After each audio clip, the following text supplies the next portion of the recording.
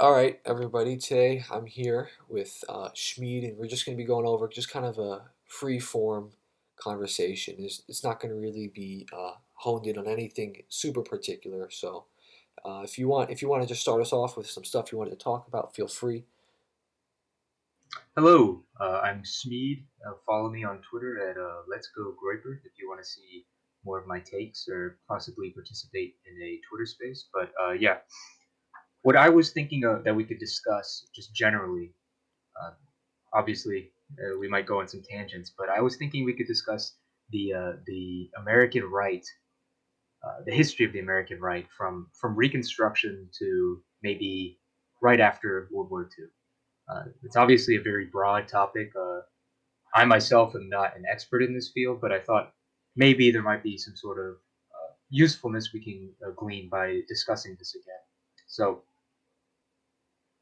I guess where we should start off is right after the Civil War, during the period of Reconstruction. Are you personally familiar with this time period? Somewhat, yeah, but probably not as in terms of ideology. Probably not as much. Well, that's okay. I was just Yeah. reading about it the other day, and I noticed that the political factions that emerged after Reconstruction do not really correspond so much to the political factions that existed before Reconstruction. I mean, obviously, you had the transformation of parts of the Democratic Party in the Old South into a basically paramilitary. I mean, one of which was the Klan, but other ones such as the Lily Whites and I believe the Red Riders, although that might be anachronistic. But you had this basically period where there was uncontested Republican domination in these states, led by the Freedmen's Bureau. And what I think a lot of people, when they talk about this time period, don't realize is that the Freedmen's Bureaus, beyond being sort of like an occupation government, were also notoriously corrupt and just bad at instituting basic law and order. So while it's easy to condemn these sort of paramilitaries as you know, lynch mobs or whatever else they like to smear them with. They also were basically responsible for instituting law and order when the governments were unable to. One really pertinent example of that is in Texas, where the Reconstruction government was unable to halt the advance of the Comanche, who were able to raid, I believe, up to 1,000 kilometers south into Texas. Previously, they were only able to raid maybe 5 to 10 kilometers into Texas. After the Civil War and the general chaos that ensued, they were able to basically recreate one of their more deadly periods, such as in the early 1840s. So that's something that I think doesn't really get acknowledged enough on the right, is that when a breakdown of law and order happens, uh, paramilitaries might be formed out of old political parties to sort of reinstitute basic law and order, and that is a sort of a basic function of a political party in the first place. But that was sort of a rambling tangent, I guess. If you have anything you wanted to ask or add about that. No, not necessarily, but that is interesting. I wasn't familiar with that. I think I'd be curious if multiple political parties, even some opposing one another, if there's going to be these factions, trying to institute law and order. I wonder if you'd be seeing a lot of conflict between these different factions. If that's I don't know if that's something that would happen in, well, maybe now it would happen in America. I definitely think it would, but especially then, I'm not so sure. But yeah, that's pretty much what I had to say on that. I mean, there was a sort of general understanding in the South among basically everyone who wasn't bloodthirsty that they were trying to prevent a situation like the Haitian Revolution, Right. right? They were trying to prevent being basically uh, attacked and mobbed and hung on lampposts and on trees. But one thing that a lot of people don't understand about the Civil War and the Reconstruction, I think, right after it especially, was that it was the freed blacks, maybe a third or a fourth of them, just starved to death after emancipation. which is, I think, a fact that really goes unnoticed in all discussions about the Civil War. I mean, to go on a little bit of a tangent, Civil War historiography, and especially historiography of Reconstruction, has basically had three sort of eras in American history, right? Hmm. The first era was probably the longest lasting. It was this sort of a what's called lost cause revisionism, right? Right. And so this is the idea that while the Confederacy failed, they were ultimately fighting for a noble cause, the preservation of their way of life. And although it is a tragedy, what happened in the Civil War, basically we can come together as Americans to respect our fallen heroes on both sides, right? And this is the sort of view that prevailed up until I think the early 1930s in basically most parts of American society. I mean, Birth of a Nation was actually screened in the White House for Woodrow Wilson, who himself was not uh, someone you would think of as like a deep South Democrat, Right. but he definitely had some quote unquote liberal inclination. So we can get into what liberalism means in America in the 1920s later, because I think there's a lot of misunderstandings around that. But this was this sort of unifying view of the Civil War that it was a travesty basically caused by the classic problem of misunderstanding and human sort of fragility. Now, this academic view started to fade in popularity really around the 1960s and 70s with the sort of Marxist interpretation of Reconstruction, right? And that interpretation of Reconstruction basically said that Reconstruction was good, and that actually, even though these governments were corrupt, they were overturning the old slave order, and that the redemption of the South, as it was called in Lost Cause historiography, that is the return of democratic governors to these states that had been controlled by black Republicans, was a sort of counter-revolution in a way. This is that where you get that classic image of Lincoln, the liberator, the revolutionary, who corresponds with Marx, right? This was a big idea in 1960s historiography. But I think now we're seeing a sort of third shift where we're seeing people complain that Reconstruction didn't go far enough. You understand? Right. Like in academia, you have texts, and the name of one recent one escapes me, but it was basically it was called something like Reconstruction, the revolution that failed, or something, Hmm. right? And the gist of it was Reconstruction was not a success, not because it was oppressive or corrupt or didn't give enough liberties or voting rights to white Southerners, but in fact it was a failure because it didn't go far enough. And I think this is the sort of narrative that we're going to see much further down the line: is that Reconstruction was a failed revolution that was thwarted by either Andrew Johnson or by Abraham Lincoln himself, who's increasingly vilified. Yeah. And I think, oh no, go ahead. Yeah. That's actually something interesting that like I've noticed in my lifetime is. I mean, I'm still kind of young, but I remember as a young kid, we kind of had this image of Lincoln as, okay, this guy's there. He's like a liberator. And now that I'm a lot older, I saw it like this. His image has completely been reinterpreted into something like, okay, well, he did some good things, but he was still like, an evil white man or whatever. But so, A racist. yeah, And I mean, the big complaints, obviously, against Lincoln are that he entertained the idea of sending them back to Africa, right? right, Although I don't think this was ever a really serious proposal at any time it's been proposed in American history. Either the Liberia plan or when Marcus Garvey tried to do it in the 30s, it was never really going to work, I think.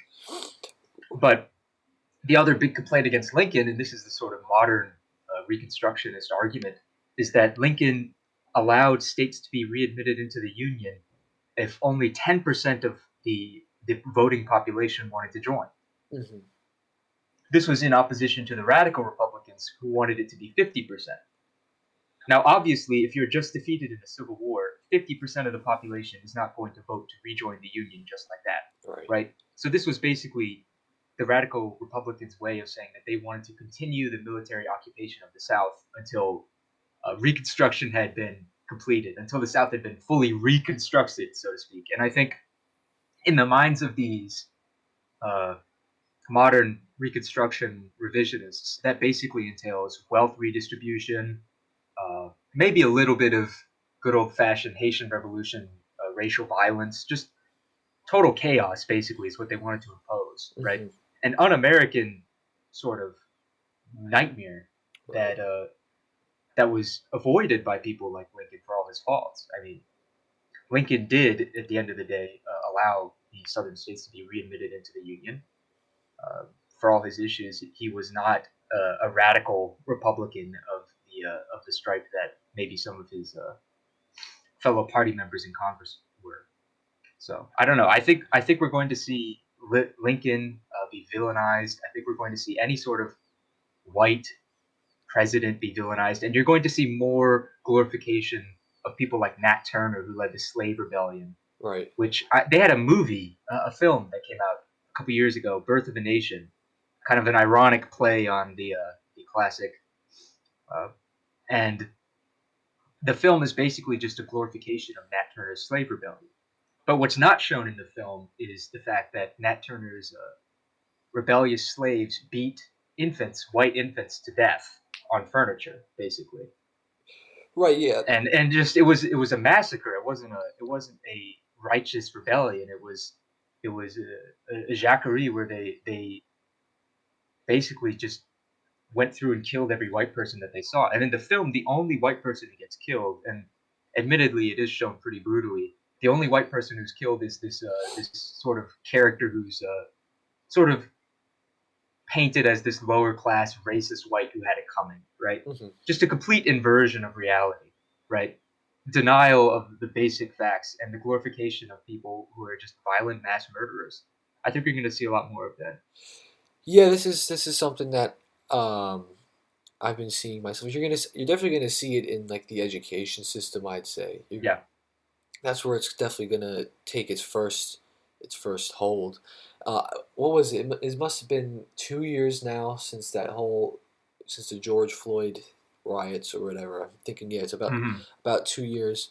Uh, and I think this is around the same time when they made, what is it, Juneteenth? Isn't that, it's a national holiday if I'm not It's mistaken? a federal holiday now. Yeah, Yeah. yeah. So you're gonna I start. had never heard of this. I mean, personally, I had never even heard of Juneteenth Me neither. before it was suddenly created as a federal holiday.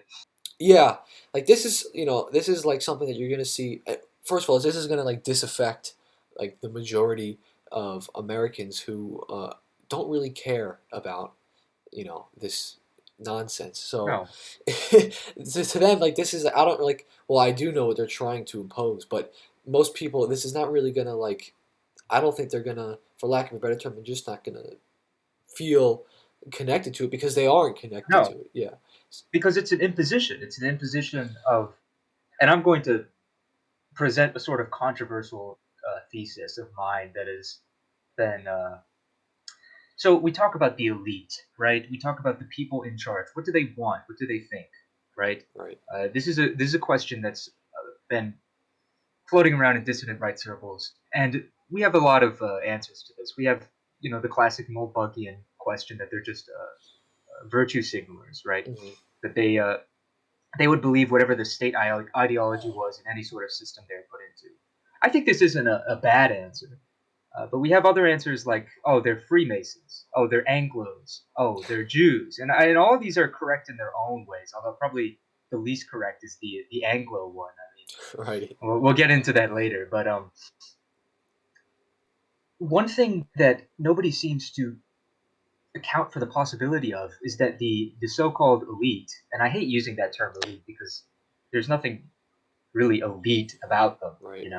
other than their status and their wealth. But they're not the same elite that ruled America in the 1920s, if Like you want to use it like that. in terms of character, they're But not. Yeah. no, no, no.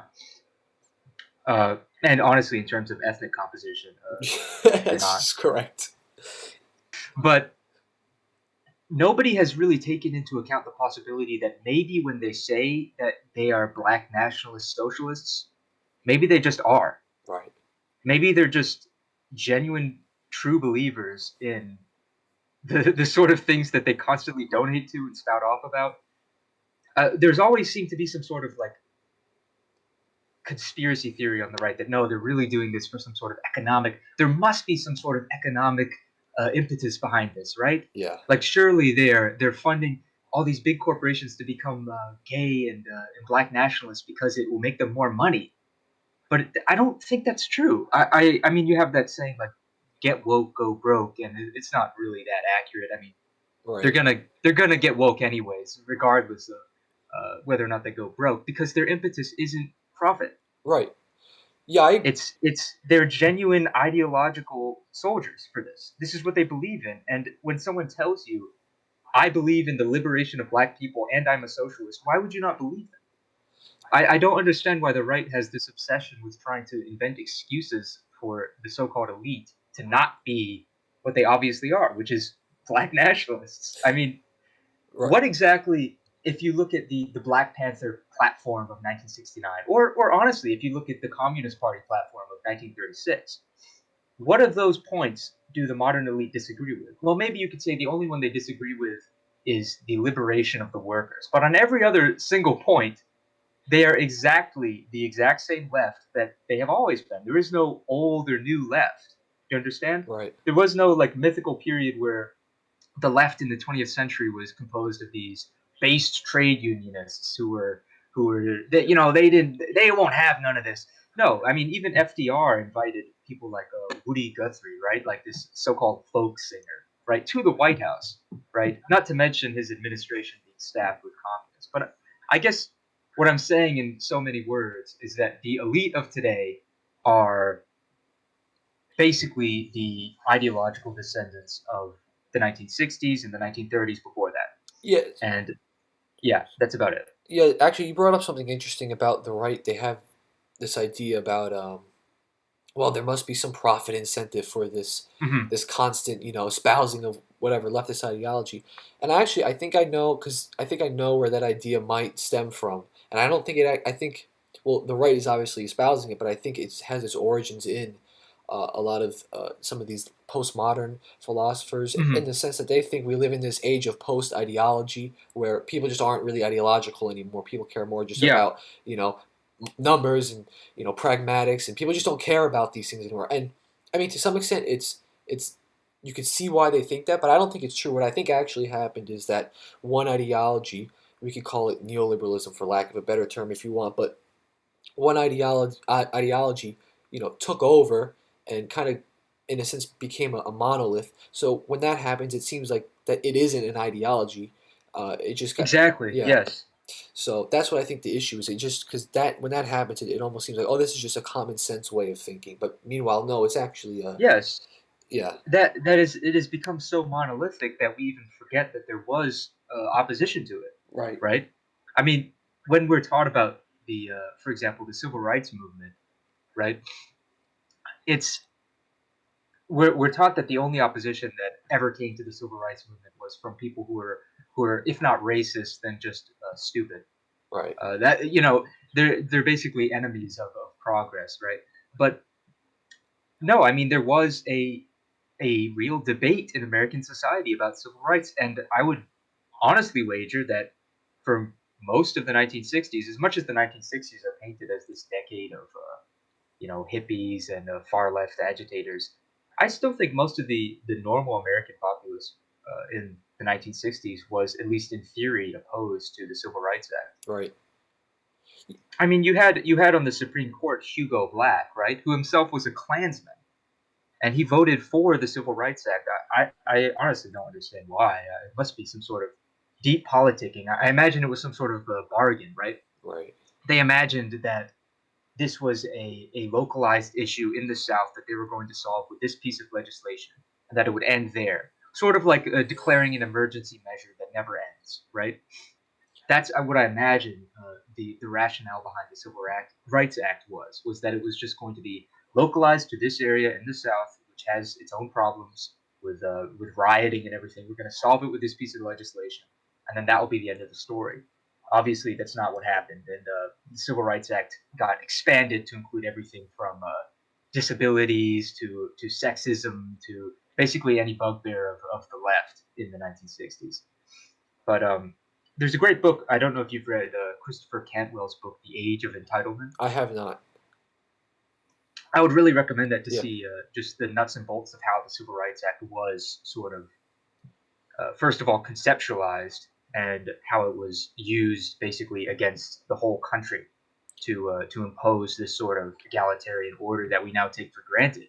And that, I mean, it was not so passe to be against the Civil Rights Act at the time, and Right. even up until the 1980s, I think it was not so insane. But now, can you imagine a Republican going on television and saying we need to repeal the Civil Rights Act? Yeah. Yeah. It would be forget canceled. He would probably be stoned to death right then and there. I mean, Yeah. Well, but that's it was yeah. I mean, you had figures like in the Republican Party who I would really say were not racist by any stretch of the imagination, but really just sort of held to this old anti-New Deal conservatism that lasted throughout the World Wars. Figures like Barry Goldwater, who actually scored a nomination for president, right? mhm, Um, who were against the Civil Rights Act, although in almost all of their other policies, you could say they were libertarian or something, right. right? But no, the Civil Rights Act has become literally, I think, some sort of sacred legislature in more ways than one, because it is basically used with impunity to strike down all sorts of normal Americans' business. Like there was that famous incident with the cake baking, right? Yeah. Unthinkable. 20 years before that would even be a topic that would come up. It's insane how rapidly the Civil Rights Act has been enshrined, and how the civil rights movement has sort of been like deified and held up as this shining example of what it means to be American, much more so than the founding, I think. Yeah. So this is interesting. This like you alluded to before, the idea that one small issue like that, some civil rights issue, was able to kind of grow like like a cancer and kind of take over the whole country. Hmm. Now, what's disturbing to me is that I guess that kind of happened. I mean, not in a total sense, not over a very slow period of time, but it did happen over an extended period of time. Now, however, I do feel like with a lot of the way things are going, I think this process of decay it's happening at a faster rate. It's accelerating for Yeah, sure. I mean, you brought up the riots of 2020, yeah, right? yeah. They've been trying to pass legislation basically acquiescing to every single rioter's demand since Joe Biden was elected, basically. And I don't. I would be surprised if some of that legislation worms its way into becoming sort of something equivalent to the Civil Rights Act, only on steroids, right? Right. Yeah, well, it would almost be like I just remember a couple years ago, you know, maybe it was 4 years ago now, when I first started getting into this stuff. I remember hearing as a joke, mind you, that that white people should be giving black people reparations. People were saying, "Oh, this is what's going to be next," but they were kind of kidding. And then it actually became a serious topic of discussion. And I remember, when I was graduating from high school, this was coming up as a serious. It was actually required reading now to Honestly, I entertain. don't want to. No, sorry, I was cutting you off. Finish your Well, finish. and like now this idea is seriously being, entertained. But yeah, anyways, go ahead. What were you gonna say? I was just agreeing with you. I think more than being entertained, I would not be surprised if it was passed into legislation sometime soon. I mean, I guess the idea that the modern right and left, the delusion that they both share, is that America is and has been for decades a libertarian, or you said neoliberal, and I don't take issue with that word Uh huh. necessarily, but I just think it brings to mind these ideas of like these ruthless capitalists who are cost cutting and who are Right. starving the working class, right? And obviously there are real working class grievances today. I mean, you think of the opioid crisis, right? Uh It's huh. ravaging the Midwest. But there's this idea that nobody in the United States has ever tried to just invest in black communities. I mean, what is the demand that Black Lives Matter has over and over and over again is invest in black communities. And I don't know if they just don't know or if they know and they just want more money, but America has probably invested maybe $40 billion over the last couple decades at least into black communities, into exclusively benefits for black people. Right? Right. This is not a new idea. This was the whole Great Society of Lyndon B. Johnson. This was the plan of Jimmy Carter. It was we're going to invest into these. We're going to build schools. We're going to build hospitals. We're going to build free housing. We're going to do food stamps and all of this, right? And I just feel like the modern right is taking on a sort of like populist lens, right? Would you agree with that? Yeah, I'd agree That with there is a that. sort of shift towards this idea of we're the real social democrats, but Yeah. we're also conservative, right? Yeah. And I guess I don't understand, and maybe this is just the paleocon in me talking, but I don't understand if it didn't work for black people for 40 years, why would it work now? Right. I mean, what's the idea is that we're going to fix the black community by pouring more money into it. Every single president since LBJ has tried this in their own way, right? Right. Um, Even Nixon had his black capitalism, where he was going to give subsidies to black small businesses, right? And it doesn't work. Yeah, It because hasn't. In fact, if it's made the quality of life in these places marketably worse. And yeah. I don't want to be like Prager you or something, but I just think maybe the right is being too quick with its willingness to embrace these like social democratic platitudes, right? Hmm. Because how is this helping the white American middle class, No, it's right? not. How would something like because I can imagine. I mean, can you imagine like there's going to be at some point in time in the near future the Republican case for reparations, right? Yeah, no, I definitely. It's like this is how we do it, but it's never going to be enough. There is never going to be some point where black people collectively stand up and say, "Okay, thank you, that was enough. Thank you for everything you've given us since slavery. You paid it back." Never going to happen ever. Yeah. There is no.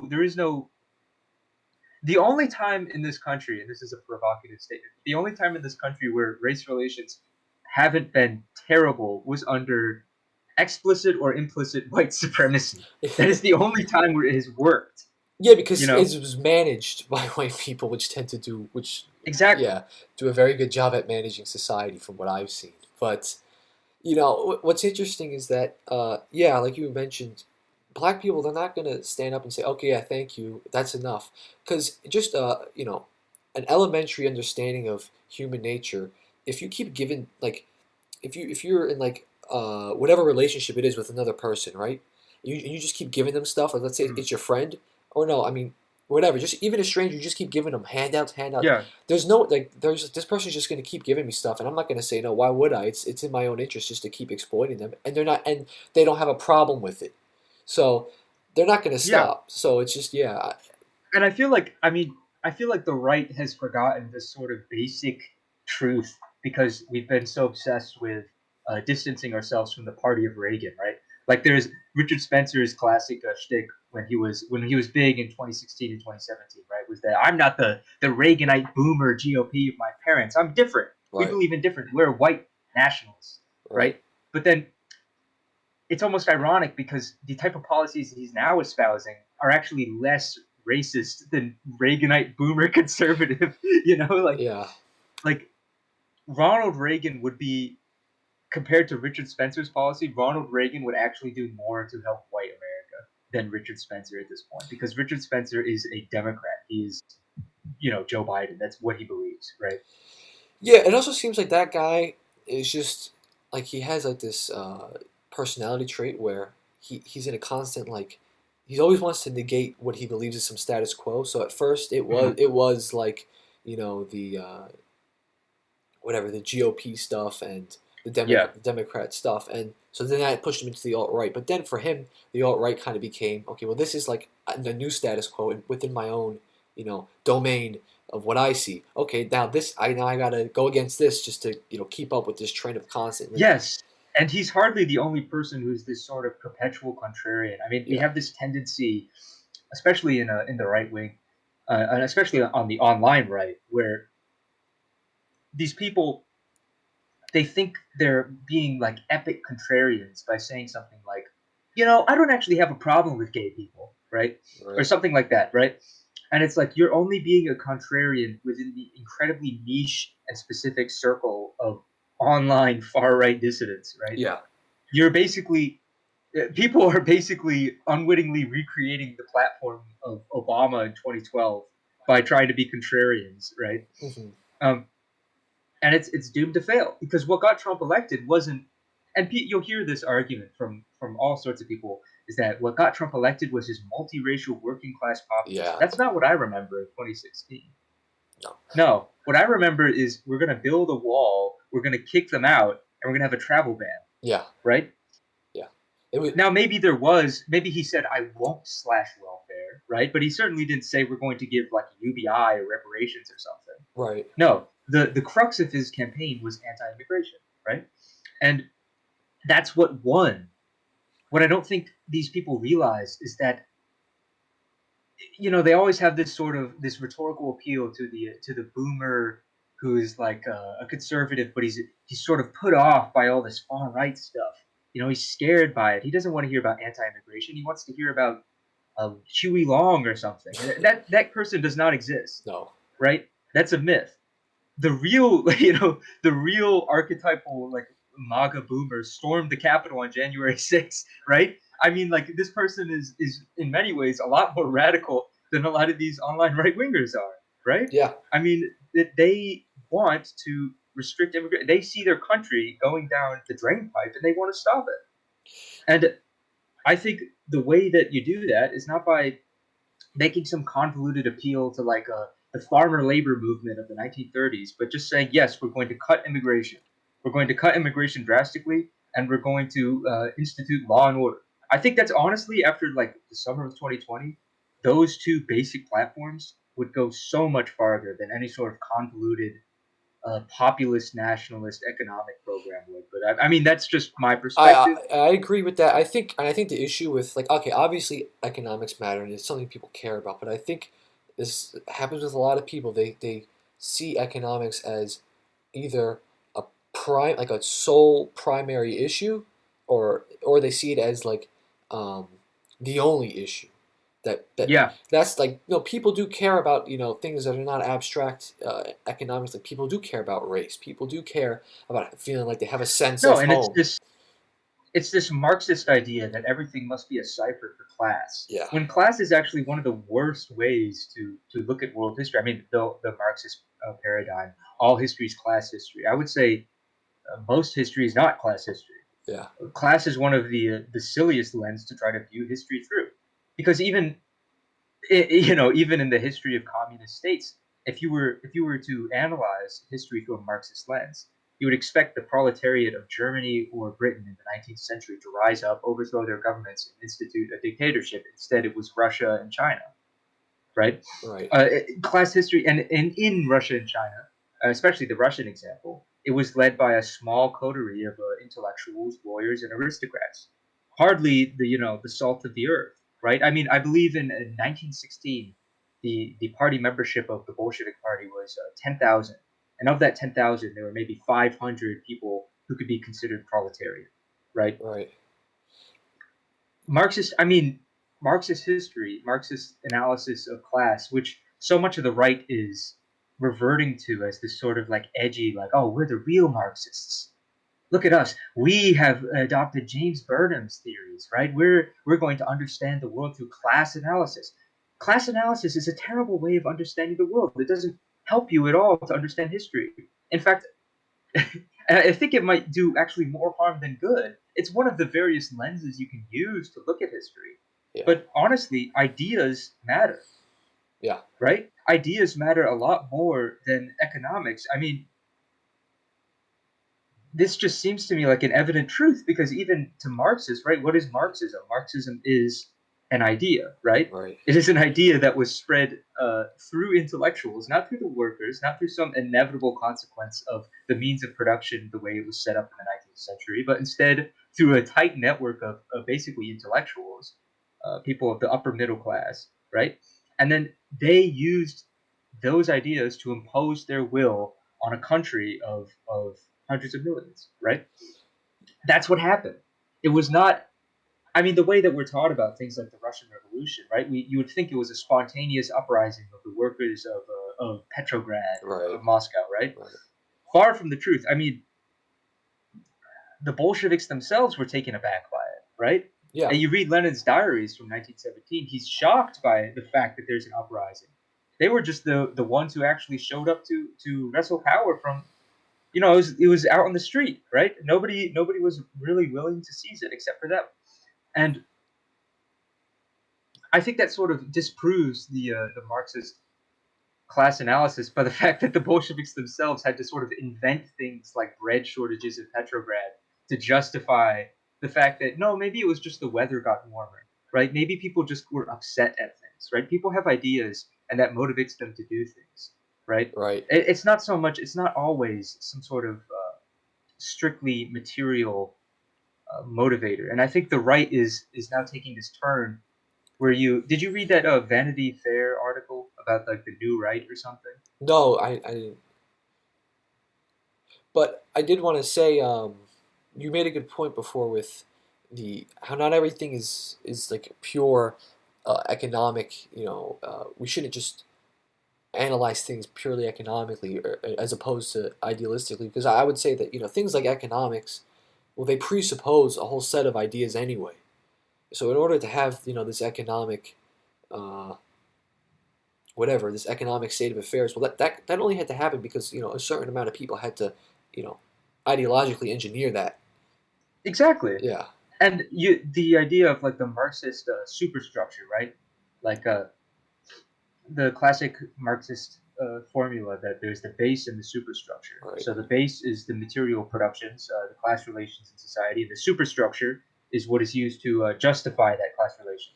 So therefore, the elites in some sort of agricultural slave society would invent all these ideas about religion and art and culture and everything that would paint themselves as the heroes and justify the class positions. But on the surface, this seems like an idea that might bear some weight. But when you think about it for more than 2 seconds, it really doesn't make any sense because in most situations where religion has played an important role in a society, it is not exclusively the domain of the upper class by any stretch of the imagination.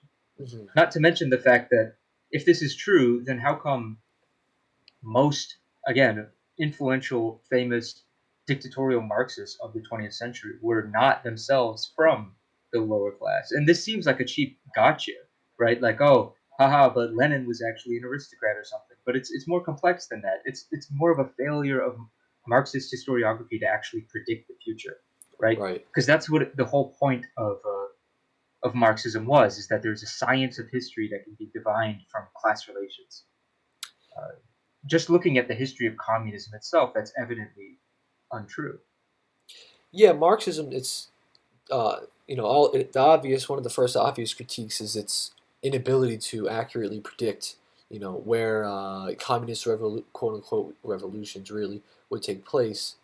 Um, because I believe Marx said something like uh, they would take place in more industrialized societies when in fact they took place in agrarian societies. But also, there's also this issue of their view of the state as this thing that just reinforces the capitalist will. So the state for them is like this vessel, when in fact you could just see, or they would also say that the state's uh, primary concern would be to reinforce the interest of capital. But I think Mm. the primary concern of the state would be to reinforce the interest of its security. So they have. And you can see this the complete lack of understanding of just the most basic aspects of, for example, Italian fascism among Marxists. Right? Yeah. I don't know if you touched on this in your discussion with Nigel Carlsbad, but just the mainstream Marxist interpretation of fascism is so hilariously wrong that it really casts a shadow of doubt on their whole program. I mean, the I guess the idea is fascism is I mean, it changed over time, right? Like Hmm. the Marxist interpretation of fascism. At first, it was a movement of the petite bourgeois, right?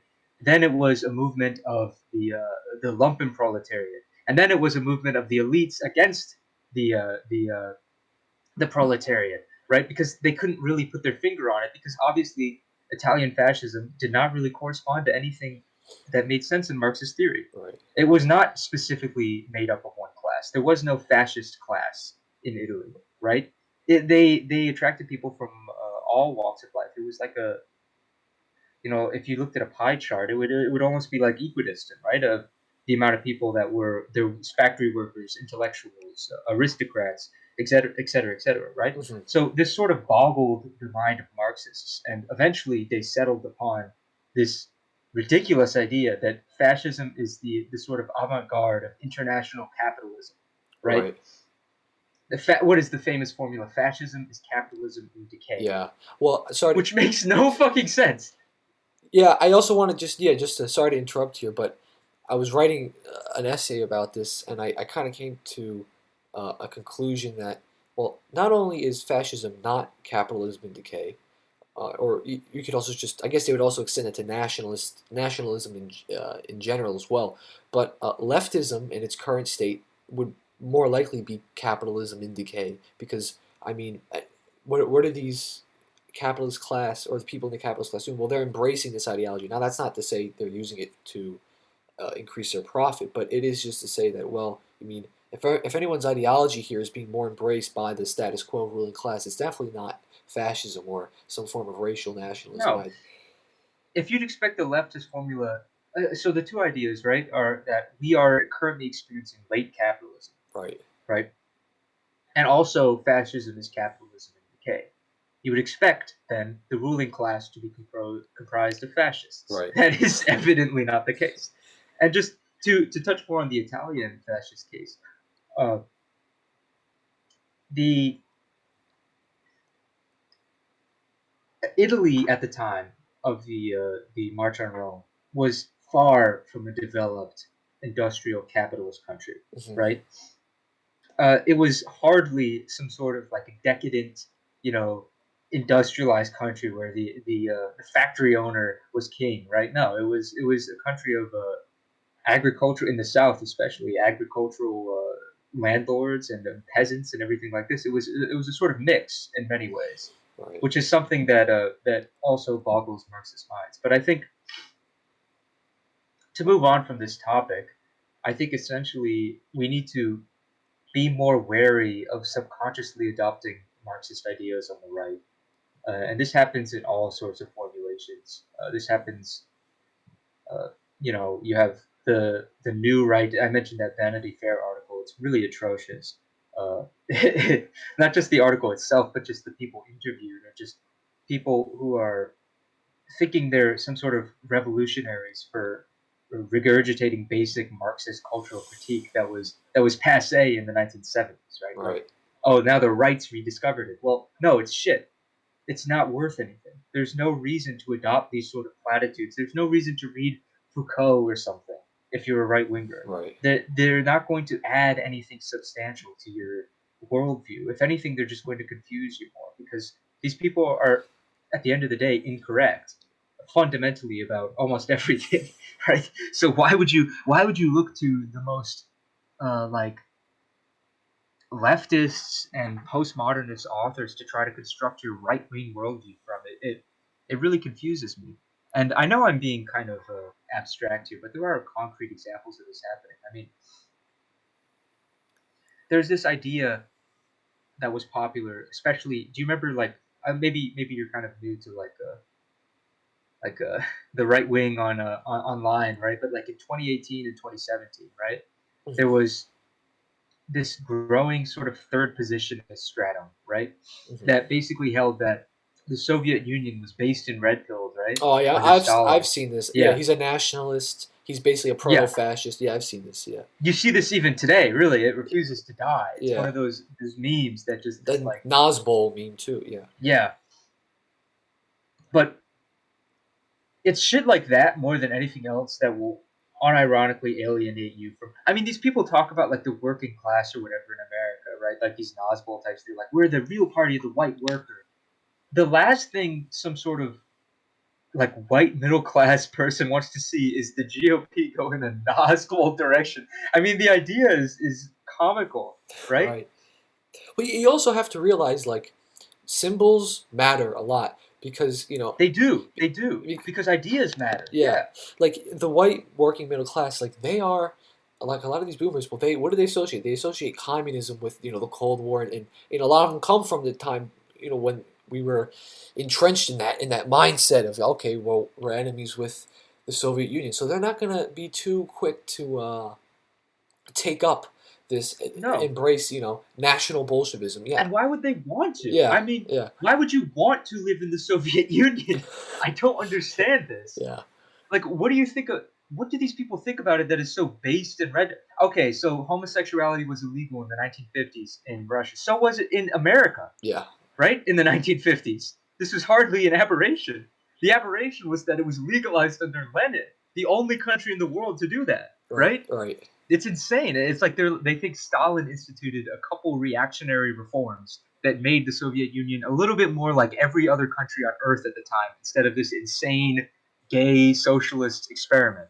Wow, therefore Stalin based. Well, not really. I think Stalin was still a communist. He just had maybe a little bit more sense than those who came before him. But even then, do you really want to take Stalinist Russia as the model for which you want to live under? I No, mean, there's a reason that the white immigrants like all went to the United States. They didn't go back into Russia once Stalin was in power, right? yeah, exactly. I don't know. It's just this ridiculous ahistorical memeing that will you talk about what will doom the right to irrelevancy. If anything will, it's if we adopt the ideas of these fucking idiots, like like who are pushing some sort of third positionist like Yakiite line. That's complete nonsense. Yeah, And I guarantee you, like, this won't go away anytime soon. It's just sort of like this mind virus on the right that people just have this instinctive reaction, like, "Oh, America is Zog now. Soviet Union fought America before, therefore Soviet Union good." yeah. It's completely retarded. Well, yeah, they have this issue that, and we're gonna, yeah, like okay, so they think that the elite have always been this monolith, that there's no like Yeah. distinctions, like there's not, like they can't. A lot of people don't have this idea that the elite can be opposed to one another. There's different factions of the elite, but they're No, all, of course not. Yeah. yeah, No, I was just saying, like, the idea that the same people who are in charge right now are the WASP sort of like, yeah, you know, New England elite Puritans or whatever that were in charge since the founding of America or whatever. Like, Harvard, for example, you talk about Harvard as this bastion of WASPdom. Harvard has been majority Jewish for decades. you're For right, decades. yeah, It is no longer some sort of like a sailing club for WASPs. That hasn't been true for decades. And okay, here's one thing you talk about. Like, this is one of the reasons why the populist sort of idea might be a little bit misleading. Is that there's this idea that we should always oppose those who are in power, those who are elite, right? Therefore, everyone who was in power at any time in history was the elites. Therefore, there are enemies, right? This really sort of like retarded logic that misses the point that, like, okay, the WASPs in the 1920s, okay, they were eugenicists on the whole, right? right, That's what they believed in. They were nationalists for the most part, maybe liberal internationalists, but certainly not people who are supporting the rights of African independence or something like that, right? right, Uh, they were well bred people. They were white people. They were Americans. If anyone's an American, they were. Yet somehow we have to look back in time and castigate them as the enemies, even though they haven't been in power for decades. yeah, Because what? Oh, they inevitably brought upon the civil rights movement. Did they? I mean, there's a great statistic, right?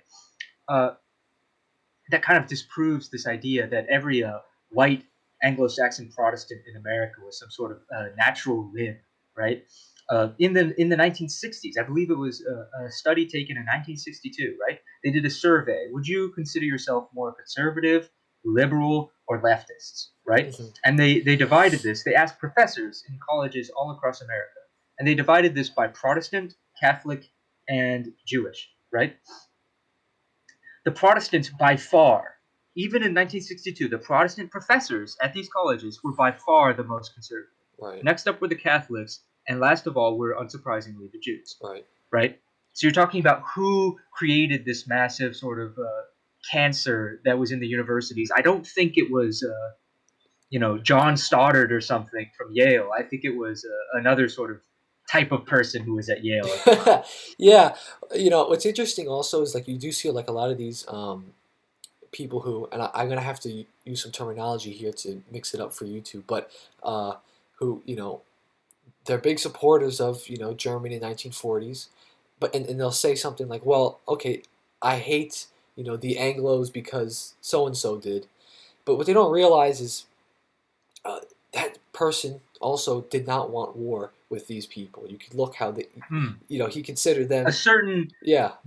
20th century German politician was not an Anglophobe by any stretch of the Yes. imagination. We'll say Exactly. that. Yeah. So, and I think like this anti Anglo whatever. I think it's just another form, and maybe it's unconscious. Maybe they don't realize it. Maybe some people do realize it, but it's definitely another form of anti-white sentiment. It is. Yeah. It is because it even on the other side of the pond, right? On the American side, you have this when you have anti-Anglo sentiment, right? Like I think they don't realize that after the war, America and Britain were controlled by basically the exact same people. And what distinguished these people from their compatriots was not their Britishness, I will say that. It Right. was not their outstanding Germanic heritage from from from Saxony. That was not it. It was a different sort of ethno-religious group that had a lot of sway in both of these countries. And yet somehow you have these figures today, both on America, who are blaming like, oh, we have to fight back against the city of London, the city of London, as if it's the 19th century, right? And there's Yeah. there's English bankers who are controlling the world. I mean, the city of London is no different from the city of New York, which is no different from Brussels, which is no different, et cetera, right? Because all these cities, or at least what they're synecdoche for, is a certain group of people that are not bound to London or to New York or to Brussels or to anywhere else, but are instead international in disposition. Yeah, a certain rootless clique. Hmm. Um, Yeah, we should probably mince our words here so YouTube doesn't strike yeah. us. The what was I gonna say? I think a lot of this stuff is a product of, and like a lot of this, like, oh, the evil British elite, this whatever it is. I think a lot of this stuff is rooted in fantasy.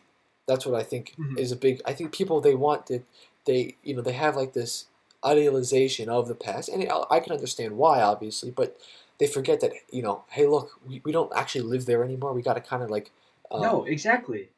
yeah, like, They're LARPing. yeah, Like they think, oh, like the Federalists opposed the British Empire's overreach in the colonies, therefore I must oppose the nation of Britain today. yeah, It's nonsensical. yeah, Like, I mean, even for example, they try to imagine that the British Empire is controlling all bad world events in the 20th century. How do they explain something like the Suez Crisis, right, where the United States and the Soviet Union both backed the socialist government of Nasser in Egypt against the British, who were trying to retain the Suez Canal, right, and the French, right, who were the people who were in charge of America. I'm not going to say America because it wasn't the average American who was advocating for this, right? The people who were in charge of America were not British imperialists by any stretch of the imagination. If anything, they were anti-colonials, right? They wanted to decolonize the world, and they did. Look at a map of of the world in 1945 and the world now. You might notice something: the British Empire no longer really exists, right. and not even in an informal sense. I mean, France, in some ways, does maintain some sort of connection to its former colonies, right? But other than maybe like Anzac, right? The British, like, the connection between Australia, Canada, New Zealand, Hmm. Britain, and probably, I mean, the United States is honestly part of this too. But why is that bad again? Right. Like, why is it bad that white Anglo-Saxon countries should work together because the city of London is behind this? Really, it doesn't make any sense. I don't think the city of London is orchestrating any big, moves to reconsolidate the British Empire today. It's nonsensical, and it's a distraction, honestly, the real issue. Yeah, and yeah, there's no real evidence that this is occurring. Like, okay, at most, what are you going to see? You're going to see some residues of the British Empire in some of these colonies. That's about it. Okay, but of course, any And the British Empire is a it's gone. And yeah, British politics today is a joke. yeah, You can't speak openly about your love for the British Empire and British politics today. It's no. yeah, The people in charge of Britain today are people who are very content to basically stay on their island and think about letting more immigrants in. Basically, that's what politics are today in Britain. And you have people in Canada who are tearing down statues of the Queen, right? And then you have people who are like thinking, oh, this means they're based. They're like American. Look at this crowd. They're not based in red pilled, wearing feather caps and everything, tearing down the Queen because they believe in protectionist tariffs. No, they're tearing down the Queen because she's white and because she represents white authority. That's why. yeah. This is also another mistake. Like these people think that because they have this, this is actually really interesting. They recognize themselves often, and they're happy to, and they're actually proud of it. Even, oh, I'm this niche. I have this niche ideology, and I'm an intellectual. Okay, well, if that's the case, then why do you think that all these people acting like uh, a certain people who also acted like that in the past, which would agree with you? What makes you think that these people also share your niche little ideology? Well, then it's not niche if they do. So you can't have both. You don't get to have both of those things. Exactly. Yeah, Yeah. I mean, honestly, like some flavor of social democracy is the most popular worldview right now. I mean, like yeah, among the elites, right? yeah. The only place where I would say some sort of social democratic thought does not predominate is among the white middle class. Right, And I guess a lot of people on our side see that as a mistake that needs to be rectified, right? right. Like, oh, we need to teach them about the UBI or something. We need to teach them about how based and red pilled it is to give free money to people who don't do anything. I don't. This is why don't we just listen to? This is one of those cases where I think I might actually believe in democracy because I think the average person picked from this class, this white working middle class, would honestly do a better job of implementing a conservative agenda than some think tank, populist ink creature would. Yeah, yeah, exactly. There's there's also this idea on the right that these elite they're always and it is kind of true in some sense. Obviously, the elite want to maintain their status as elite, but then they come into this issue where the elite support things that would be contrary to their power, right? Mhm. Now, I think Yeah, there's a lot of explanations for this. Like again, this they fail to realize once again that the elite are not a monolith. So some elites might support a revolutionary socialist cause because they think that it's going to in some way benefit them, and they also do believe in the cause as well. Like they might have actually, exactly. Yeah, that's a really underrated point. Is that maybe they're just genuinely convinced of this. I mean, they'd hardly be the first rich socialist to exist, right? yeah, exactly. They think uh, and this is no by no means like this. What I'm saying here is by no means like some unique idea. You could read the elite theorists like Pareto. He talks about this in his book, The Rise and Fall of Elites. He goes into the fact that a lot of like these elites will actually they'll genuinely sympathize with these movements because they believe in these movements. Um, Sometimes, sure, they will sympathize with these movements because they think that these movements are going to be on the rise, and that way they can kind of implement themselves into the movement and still be able to retain some of their power, or they want to use it against another set of elites, which could also be possible. So there's a bunch of other factors that go into this um, than what they think. I think it's just a lot of it's a result of lazy thinking, and Hmm. it could be fixed by just looking into reading just a couple essays on some stuff. It's not that hard to figure out. It's not even that. No, it's Yeah, not. And I think an illustrative example would be the the Jews in America, right? And yeah, I'm not going to say anything anti-Semitic here. I would just say that mm, there is a large contingent of very rich Jews in America, leftists, who are anti-Zionist, right. who are against the state of Israel, and people must think like, oh, what's their nefarious plot behind this? It's like, no, it's that's the revolutionary spirit. They want to tear down anything resembling a nation state, right? Yeah, It's not so much that they're scheming in some like complicated way. It's that they're anti-Zionist because they genuinely believe in tearing down all forms of apartheid, or basically social order, really, if you want to get down to it, that exists in the world, even if it does explicitly harm their own group. Yeah, and this is interesting. Yeah. This is interesting because just to go back into what Pareto once again, people often think that if an elite is doing something, that they're always acting in a rational manner. However, people don't always act rationally. People often act based on sentiment or emotion. So, like I would say, okay, well, those Jews in power, well, they're acting out of not in their own interest. Okay, but that's still, and people will say, okay, well, then they must, they treat it as a law that everyone acts in their own interest all the time. But what they don't Yeah, it's realize it, yeah, they hold everyone to one standard, but then for the again, this is why I like to say so-called elites, because they're not some sort of they don't magically become smart and competent people just because they're in power. yeah, They don't magically become rational and well-intentioned, or not even well-intentioned, but they don't even have necessarily logically coherent intentions just because they happen to be in positions of influence. If anything, the opposite would hold true for most of history, is that the same human nature that works for the rest of us also works for those in charge, right, right? yeah, And the same sort of social movements that might captivate the the lower class might also captivate the wealthy.